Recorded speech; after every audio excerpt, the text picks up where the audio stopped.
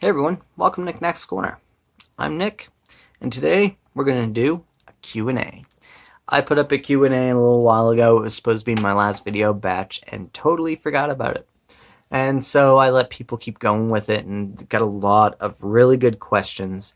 So here we go. I hope you guys enjoy this. You asked them on my Discord, and I'm answering them. And if you would like to join my Discord, links down below in the description. You just click on it, sign up for Discord, join over. Very easy. It's a nice little chat forum where we all get to discuss stuff. And I do have a Q&A channel, so you can always ask me a question. So let's get started. Who inspired you to start your channel? Well, that would definitely be Daniel Green, Murphy Napier, and definitely Mike's book reviews. The three of them have been phenomenal in my inspiration to do this. I really loved the videos they were doing. Murphy always did a mixture of spoiler-free and spoiler-filled videos. Daniel did a little bit of both, and Mike, he does a lot of spoiler-filled videos, which I love all of their videos. They are very thorough. They do excellent jobs. They have great production. The thing was, I wanted to see more spoiler-free videos so that I could decide if I wanted to read this book or not without having to, dig into it and dig into a lot of spoilers. And I found that, their videos would be half spoiler-free and the last half would be spoiler-filled. And I would always feel bad about not finishing the video because I'm always interested to see what they thought. So I'd have to wait till I read the book and then go back and watch it. And so for me, I do my spoiler-free videos. However, if I'm past like book 2 or 3 in a series, it's going to be spoiler-filled. And that is totally acceptable. I would get that. But the first book, sometimes not. But they have always done a phenomenal job and definitely inspired me. Have you always been an avid reader, or is it something that you got into as you were older? When I was younger, I had a hard time reading. I have a few learning disabilities. It happens, and it took a long time. So Lord of the Rings was literally the only book that interested me enough to finish cover to cover for a long time. So I was an avid reader of Lord of the Rings, and then once I got burnt out on that, I didn't read for a while. And then one day I decided I wanted to start reading again, and I picked up Catcher in the Rye, and it hooked me back into reading again. So it was pretty great. So as an adult, I've definitely been reading more than I did as a child. At least more different books. What is your favorite edition of Lord of the Rings? Well, this one right here would be my favorite edition at the moment. However, stay tuned to the channel, because in June we're going to get a surprise, and that's going to be my favorite. If you weren't doing Booktube as a subject, what other subject would you talk about? Well, I would either do survival stuff out in the woods and get my ass out in the woods as opposed to my house reading, or I would do magic cards. I love magic cards. I have 4 decks for EDH that I love playing, and yeah, those would be things I would definitely talk about. What's the most underrated author to you? I don't know who the most underrated author is to me. Because, actually, yeah.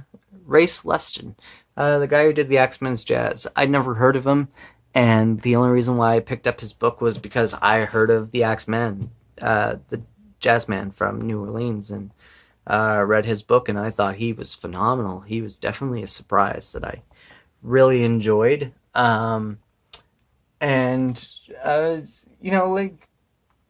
Scott Lynch has been pretty interesting. I know some people don't like his stuff, but I loved his work. So, what's the most underrated book?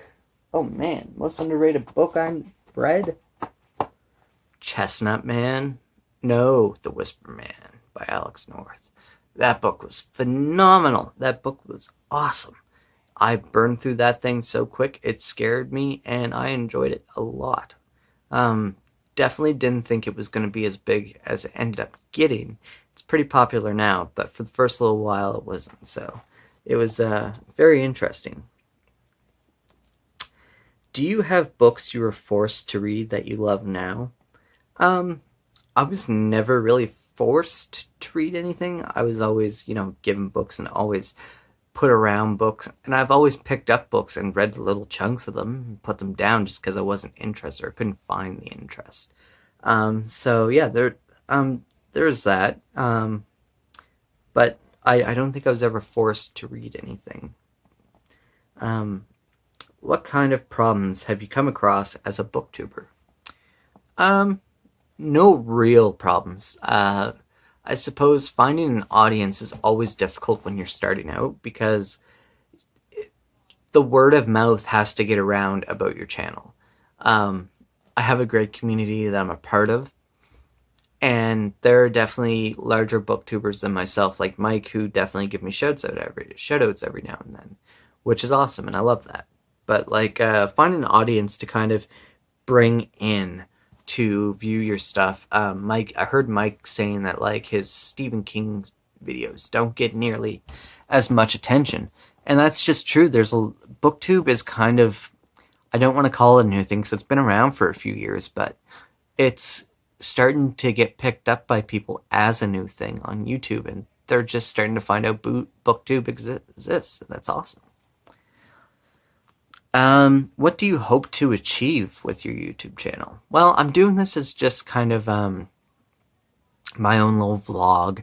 There's nothing too crazy I expect to get out of it. I don't ever expect to get monetized. If I do, that's cool, but this is just a hobby for me. I just want to, make me read books. That's what I want to achieve, and it's working.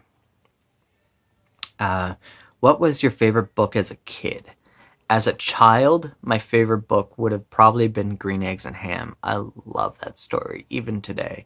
And then, what is your favorite book as a teen? Definitely Lord of the Rings. That's when I discovered it. Was when I was around 12-ish, I think.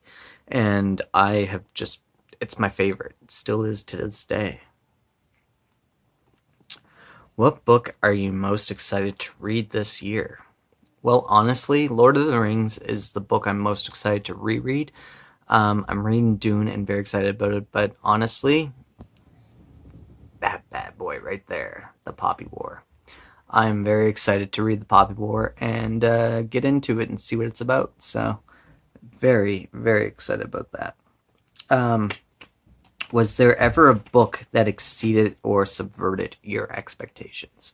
Well, The Witch Elm definitely subverted my expectations, and so did American Dirt. Both of them made me really sad that I didn't enjoy them as much as I could. There are tons of books like The Witcher exceeded my expectations. I wasn't expecting to love it as much as I did. So, yeah, there is that. A list of highly anticipated releases. The new editions of Lord of the Rings I'm getting, and Shadows by Alex North. Those are really the only ones I can think of. I'm not sure what's new that's coming out. I haven't kept up with it. Stephen King, If It Bleeds, was something I was really looking forward to, and it came out, and I loved it. So, there's that. Who are your auto-buy authors? Well, Tolkien is always an auto-buy author. I even have multiple editions of his stuff. But Stephen King has become an auto-buy author. I usually throw a book or two of his onto every list I buy. I am really ready for George Martin to drop the rest of his series. He has 2 books out that I want to buy, but I'm not giving that man any more money until I get my Winds of Winter. So I'm not buying Fire and Blood or Night of the Seven Kingdoms until I get that, because I am stubborn and write that book, George. Do you have a book you recommend that was recommended to you that you're not interested in? I get recommended books all the time by people that I just, I go, I'll put it on my list. I put it on my list and it gets forgotten about because something about it doesn't strike me as something that I want to grab right away. It's on my list, and I always put them on my list, but doesn't mean that they're going to make it off my list because there's always those other stories I want to read more. It's like if someone said, hey, you can watch, this TV show, or you can watch your favorite TV show. Which one are you going to watch? Well, you're probably going to go with the one you know. So sometimes you just do that.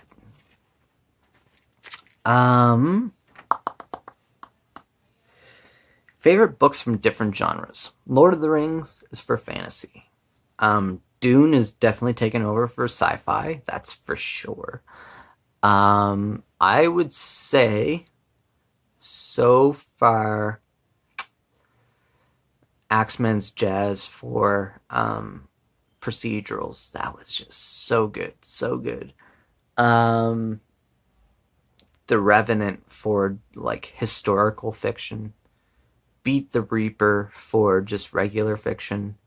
I would say The Whisper Man for thriller. You know, those are just a few of them that I've read. I love Beth Pounding's The Sea Captain's Wife for sort of a romance adventure. So yeah, just those ones I think would be the ones that I definitely off the top of my head.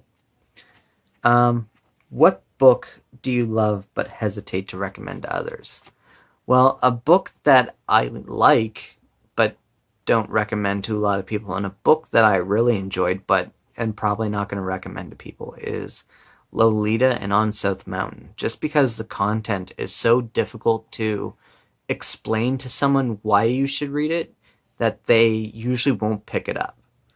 But when they do pick it up and read it, they understand why.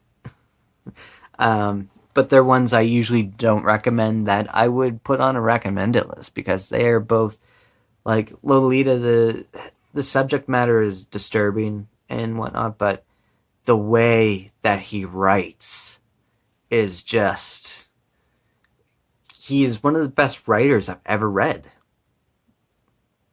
Can't put it any more simpler than that. It's just written in a way that is exceedingly wonderful, but with terrible content.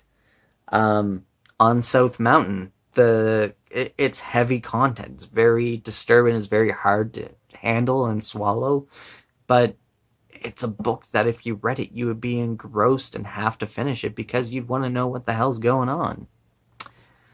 And then, of course, they got a little silly and they asked toilet paper over or under. And you're a monster if you don't do it over. Your favorite swear word and how often do you use it? Well, it's definitely the F word and I drop it all the time. I do my best not to, but it slips out a lot. If you were to insert yourself into any fictional world, which one and who's your buddy in that world? Well, I am definitely going to go to Middle-earth and probably hang out with Gandalf in the Shire. That's where I'd want to be. Gandalf's going to be smoking his pipe. We're going to be drinking drinks. We're going to be having fireworks. We're going to be partying under the party tree. We're going to eat like kings. Or like hobbits. Because hobbits eat better than kings. So yeah. A fantasy series recommended for children or young teens. Well, here it comes. The Hobbit is where I always recommend people because I love Tolkien. However, we got Harry Potter, we got Percy Jackson. I believe there's the Redwall series, Mortal Engines. I'm not sure if that falls in for kids or not. Definitely like Dragon Wings, things like that is good for like the really young ones. There's just so many. There's a lot of really good, like, teen and kids sections have become filled with so much fantasy lately that I love it. I think it's fantastic that the fantasy genre is just spilling over into these other genres, and it's fantastic. And it's not that these genres are full-on genres. Kids and teens are like a mixture of all kinds of different genres together, but if you look at them, the majority of them are fantasy, and I love that. Oh yeah, C.S. Lewis, the entire Lion, Witch, and the Wardrobe series of Narnia. The whole thing. Don't just pick the Lion, Witch, and the Wardrobe. There's like all kinds of them there about the war and the prince and all this sort of, it's good. Go check it out for your kids. Anyway, guys, that is everything for today. I hope you all have a wonderful day, and we'll see you guys on the next one. Bye now.